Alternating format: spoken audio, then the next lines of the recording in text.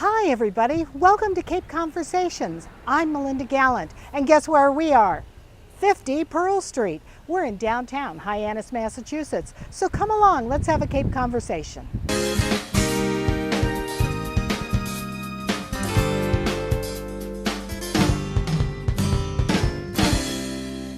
I am so excited to be here in Hyannis, Massachusetts, in this wonderful little artist gallery, and I am with Melanie Chartier. Yes, ma'am. Melanie Chartier. Is it Chartier or Chartier? Whatever pleases you. Well, I like Chartier. It sounds so French. It is. It's you know, French. it's like Renoir or something. That's so, right. Right. I should practice the French version. There we go. We got to give you a persona, Melanie. You got to be, you're this French woman, struggling artist in a garret, and only this isn't a garret. It's a really pleasant room and a great studio spot. Thank you. Yeah. So tell me, how long have you been in this spot? I moved in 2008. Wow, 4 years then, huh? Right. That's when the whole building was available, and I was like the first one in. Wow. And So- do you exhibit out in the gallery area, or is this the only place where you exhibit your works in here? Well, I have some work at the River Street Studio and Gallery in Sandwich Yeah. Village. Greg and Naomi. Yeah. And this is open to the public by chance or appointment. I see. Because most of the studios in here are working studios. I gotcha. So the benefit of it is that it's not in your home, so it's much easier to have people in. And that, So people come. So if I'm visiting Hyannis and I take a walk around and the Geyer Barn is here, and if this is open, I can walk in and say hi. That's what right. you doing, and that's right. We have open flags we can put out. oh, nice. So just to give you an idea that we are open that day. I see. And when do most of the artists come here? Do they come in the middle of the night like artists sometimes do? We all have different shifts, and that's why someone could be here at any time. I tend to be here in the morning, morning to the afternoon, Yeah. especially during the school year. I'm here at 8 o'clock in the morning, and I'll be here until school lets out. Which is when you're And my daughter just walks on over, and nice. Right. Now, so tell me, where do you live? Where's your real I live home? in East Sandwich. Oh, East Sandwich. I Yes. live in downtown Sandwich. I love downtown Sandwich. I know, but I don't live on the good streets. But You can walk to yeah, places, though. I can walk to the good streets. That's true. Anyway, so now tell me, where behind us is there are some oranges, and you've got a study in apples up here.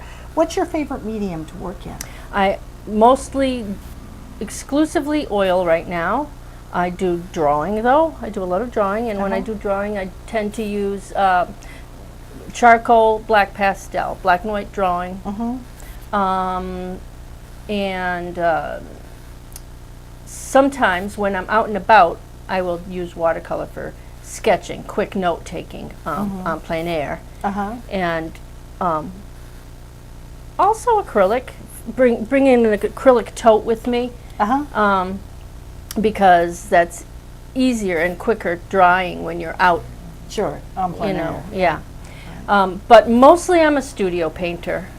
I only do the plein air things sort of as a fun side activity. It's like painting and then more painting. Excellent. Well, now, tell me, so how do you get your subjects? I mean, obviously you've done a study in oranges, a study in apples. On the other wall over here, I see shells, which are beautiful, absolutely gorgeous. What's your inspiration? Over the years, and looking at objects, I tend to get hooked on specific objects as if they're my muse. It's like so the green apples, more than red. I mean, I've painted all the different kind of apples. As a matter of fact, I did a series of a whole bunch of different types of apples. A bushel? But yeah, a bushel full of different apples. Right, but for some reason the green, I think it might have to do with the color and the way I can integrate it into other still life groupings. I think that it became my muse for a while. I'm still hooked on the green apple. It can be used in still life objects in general can be used for anything from, directly being symbolic, apples, of course, Right. to just being part of a traditional vanitas type of still life, to just being there for color reasons and formal reasons. So they can tell a story, or they can just be what they are in an arrangement. Right. And so there's even though it's a still life, there's a wide variety of things you can do within the still life genre. It's interesting to me that that you said that it can tell a story, and the reason why is one of my favorite paintings is Wyatt's painting Groundhog Day. Oh, I'm not sure.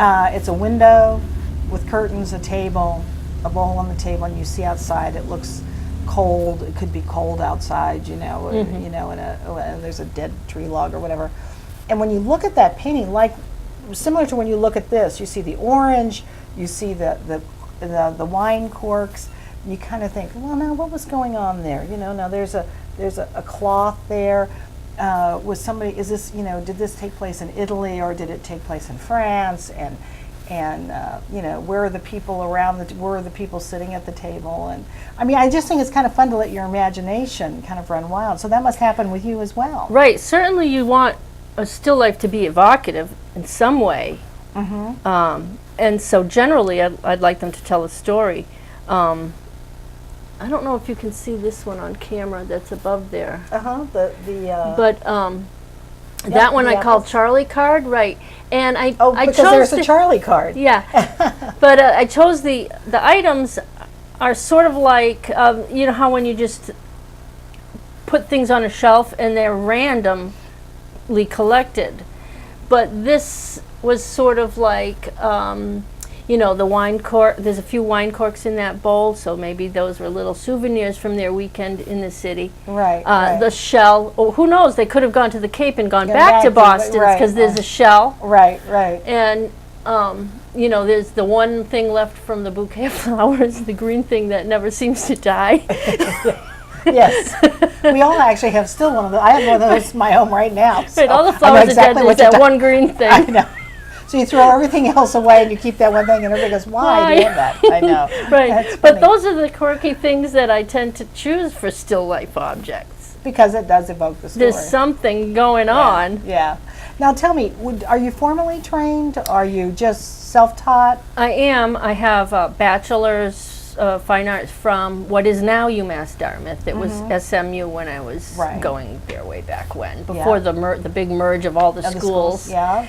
And then I went to graduate school in Southern Illinois, Southern Illinois University, because they have a nice assistantship program there. Oh, nice. So I was able to get a tuition waiver and stipend to live, and nice. So I had a half-time, which means 20 hours teaching a week.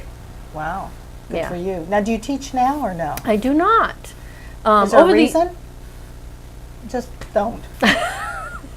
I'm just saying because you did teach. I know, and then over the years I'd had an adjunct job here and there at places. But the funny thing is, like, I moved a couple of times at the wrong time. Yeah.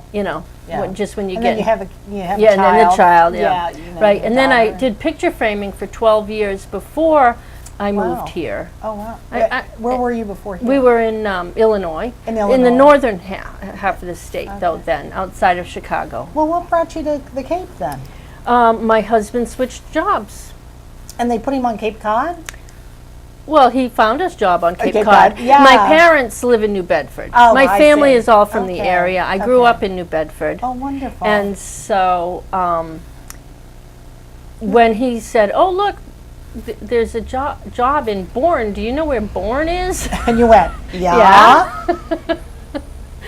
And you went, okay, honey, let's go. Pack up that station wagon. We're out of here. It's so funny, though, because even though, you really, it's like it's a good chance to get back home, I had really started to really feel Feel like at you're a home there. Midwesterner. Well, the Midwest, I'm by from the time Ohio. you get, Yeah, you know, which is friendly, and they're friendly out Oh, there, yes, aren't they? it is. Yeah, we used to have a neighborhood that was a fun place. Yeah, yeah. Everybody, at the end of the week on Fridays, we'd be like, who's home? Because you know how it's wider and there's Yeah, no fences. right. And you can see who's Right, home because right. it's just grass. Right, right. Everybody's backyard runs into the other backyard. Right.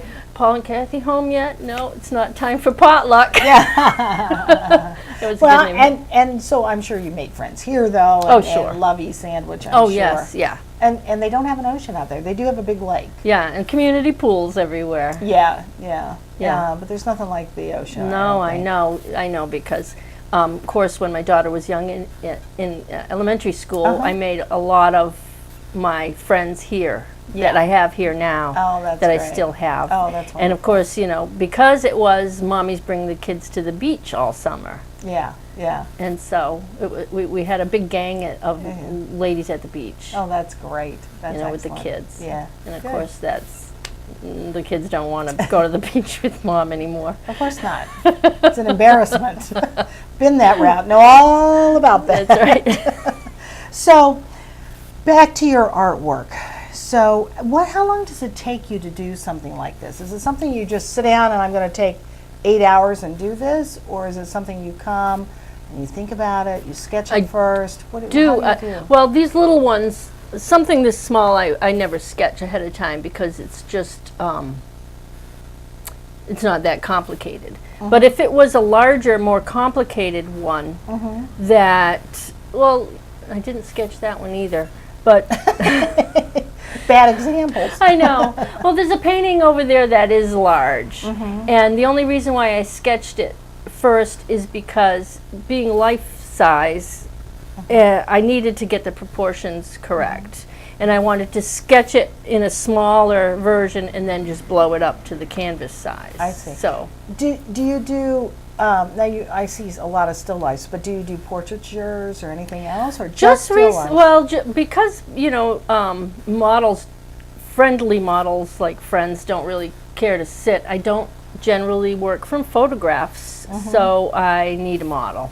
Right. And just recently I've gotten back into painting sessions with the model, so I am actually looking forward to getting together with a couple of the other girls in the studio here, hiring a model and having great. long poses. Right.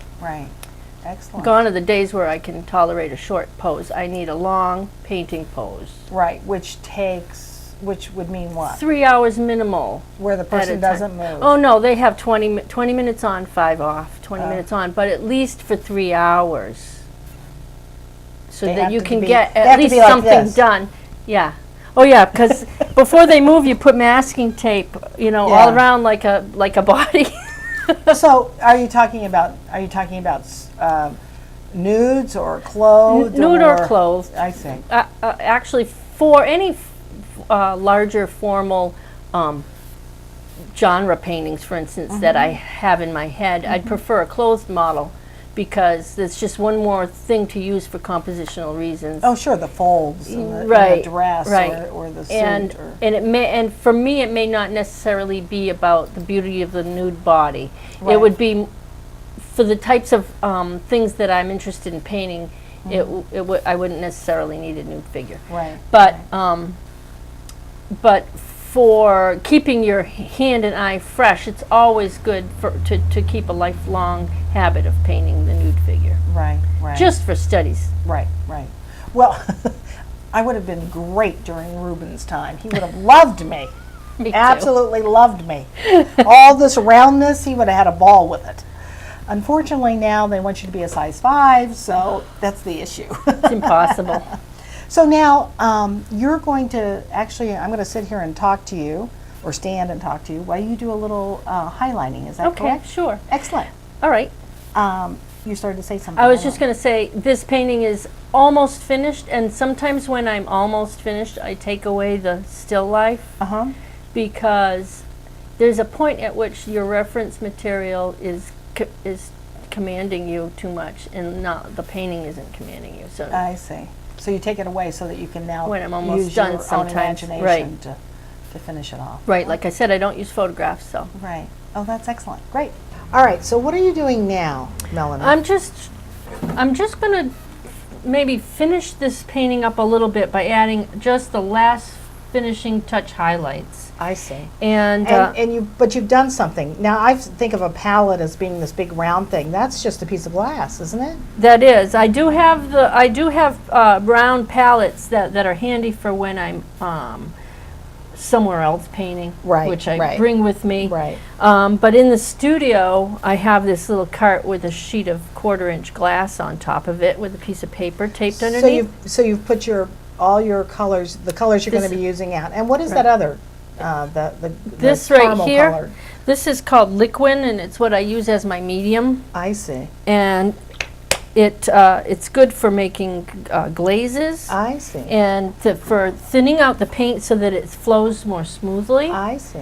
Okay. And it also it has a dryer in it so that I can paint all day, come back tomorrow, and most of the places will be dry to the touch with it, so that I can work it again over the whole entire surface Oh. without smearing things around.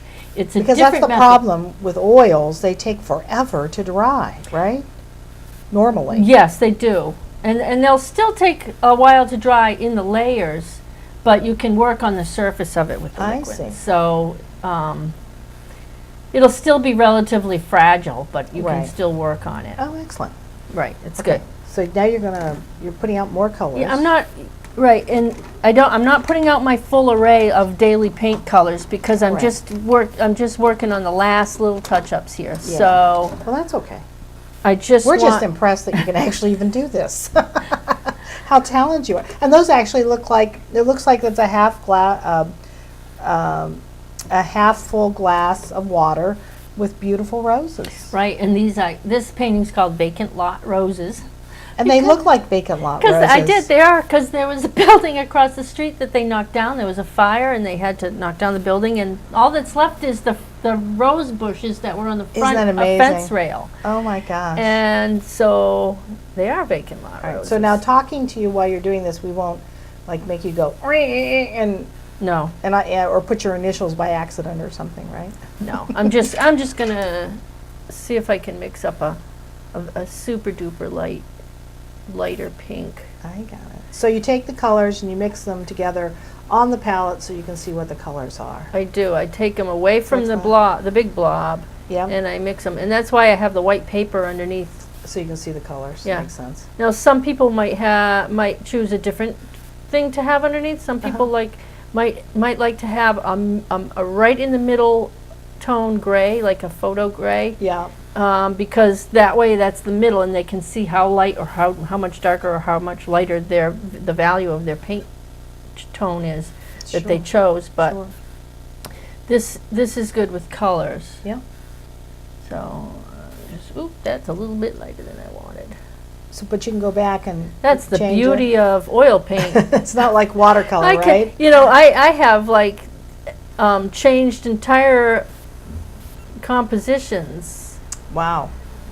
Let me think. There was one recent. Oh, right. There was one that I have that's got a red plastic cup and it has a pickle jar and just some stuff. And the pickle jar had the green lid on. This green lid on it at Yeah. first in the still life. Yeah. And I was almost done with the whole painting, and there's something wrong because this took too much attention, and I needed the attention to be down there you below. go. Yeah. So I decided to paint the lid right out and Wonderful. put something in the jar. Excellent. Excellent. That's great. That's terrific. And that was after it was already dry. Well, now tell me, you're here and you're doing this. How was this co-op set up? You came here in 2008. I know it's with the town of Hyannis, correct, or the village? Yes. Town of Barnstable, I guess, right? This whole compound, there's the Geyer Barn. Right. This Sarah Hall's art space next door. That's a live-work space, so she lives there and works there on the first floor. Right. And this building, 50 Pearl Street, is all part of what they're calling the Shirley Flynn Blair Center for the Creative Arts. But it's Right. also called the High Arts District Right. compound, Right. essentially. And in 2008, they had just finished renovating this building. It was initially supposed to be a bunch of live work studios, but they didn't finish the upstairs. There were issues with their ability to offer full access to anybody. Right, So we have so- a wheelchair ramp and a ladies' room, whatever, restroom Public there, access, public right. access. But the second floor where people would be living is inaccessible, so they So- didn't finish it. So now it's just daily work studios. Do you have to pay for 24-hour this? access. But do you have to pay for this? Oh yes, everybody's got their rent, and there's 4 studios in this building, and there's a pottery in the barn. I mean, in the A potter? garage, Oh, the potter yeah. in the garage, and then we have sort of. We have access to the barn if we want to teach it. classes. Oh, I or see. if we want to Sure. offer classes, we can offer Sure. them in that classroom space. Sure. So we have a Actually, my place husband to taught have watercolors over there. Okay, Yeah, awesome. yeah. So there's the barn has the classroom / gallery space, and if you want to have a show, you can have a show in the Oh, barn. fabulous. That is to juried and feed. You have to pay a Right. fee, and there is a jury to Right. have a show in the barn. Right. And also, of course, we would have to pay a percentage Back to the organization. if right. we taught a class there. Right. Right. It's not just ours free Right. willy. Well, he had shows in the barn and he taught over there, but it was prior to the Hyannis Arts District. Right. Okay. Right. You know, but he worked with actually Shirley Flynn because she was so much in charge of that before she passed away. Okay. And so she would come to the show and, you know, and all of that. And she was one who would ask him, would you teach a couple classes? So he did. So, Okay. Which was great. Right. It was before this, but it And was, a so great now, thing. Karen Billard, who has a studio Oh, in sure. here, I know Karen very well. she's the director of the barn now. Oh, wonderful. So if someone wanted to have a show, or if they wanted to teach a class, they would contact her. I see. I see. And Melissa Hirsch is the And I know city's Melissa very well. coordinator. Yes, She's the yes, coordinator. She's my yes. landlord, as you Yeah, might say. yeah. She is the coordinator of the arts and culture Oh, that's wonderful. in the town of That's wonderful. Hyannis. Wonderful, And wonderful. so she's in charge. I can't believe the difference it made by you putting that little bit of paint in there. The highlighting of it, it's just made it all of a sudden it looks like the light's coming from this direction and that the rose is turned a little bit. In other words, its face is turned more to which would be your right. Right. Amazing. Really amazing. Yep, and then I'll probably put one little light spot on the glass because I can. So if you're an artist and you're interested, you would contact Melissa Hirsch. Right, I and see. you know, occasionally, now we're full up right now in here as far as rental of the studios, but Right. occasionally when someone moves out, this is a studio available also, because we're not part of any particular group. We're just individuals renting spaces in this Yes. studio But they're area. cost-effective spaces. Yes, they are. Yeah. Right, because the town is just covering their expenses. Yeah. Because what they're trying to do is grow an arts and culture District. district. Right. And so they're trying to make it so that we can Yeah. Excellent. and Excellent. give us time to Yeah. develop that. Yeah, yeah, that's great. Now your paintings you are for sale, as are others in here as well, correct? That's correct. Yeah. Great. Right, all of us are, you know, Trying to make a little bit of a living here. that's right. That's great. Oh, it's so beautiful. I think you ought to go back to teaching though too. I think you ought to do a few Well, classes. I would be willing. You know, the Cape is so saturated with art classes. Well, yeah, but you know they are, and they're not individuals. Now what are you doing? I you're- just didn't like the hard edge there, so I Okay. softened it up. I gotcha. Great. Sometimes you want a hard edge, sometimes you want a soft edge. And sometimes you want the edges to disappear entirely and Right. blend in with the background. Oh, absolutely beautiful. Thank you so much. You're welcome. Thank this you. is so beautiful. Now, when will this go on sale? It'll be ready next week. It will be. Oh my gosh, that's great. And to think we saw it being finished. Now, tell me one more thing. Tell me, how do we find Melanie Chartier, or Chartier, as you say? That's right. Okay, I'm here by chance or appointment, Yeah? and you can find out my contact information on www.melaniechartier.com. or if you're on Facebook. Yeah.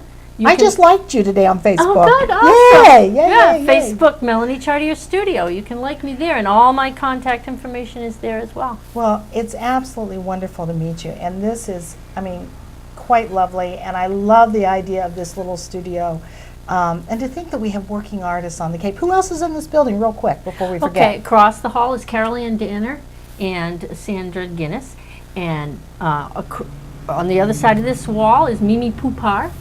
Karen Billard is Wait a minute, in the Melanie Chartier and Mimi Poupar. Mimi Poupar. Oh my goodness, I'm loving it. I'm loving it. Keep going. Who else? Molly Driscoll is the potter in the barn, and Karen Billard, like I said, who is also the director of Right. the barn, Yeah. is in the other studio. Excellent, excellent. That's terrific. Well, again, thank you so much for allowing us to share your talent with all the folks out there, and it was good meeting you. Thank you. And maybe I'll take lessons someday. Yes, ma'am. All righty. Sure. I Looking couldn't forward take to them it. for my husband. He'd drive me crazy. We'd kill each other. So anyway, thanks so much, Melanie. Thank you.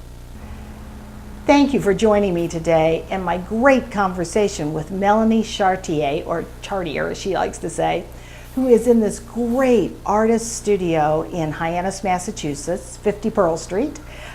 Take a look at her work at www.melaniechartier.com and see what she's got going on. It's just beautiful work.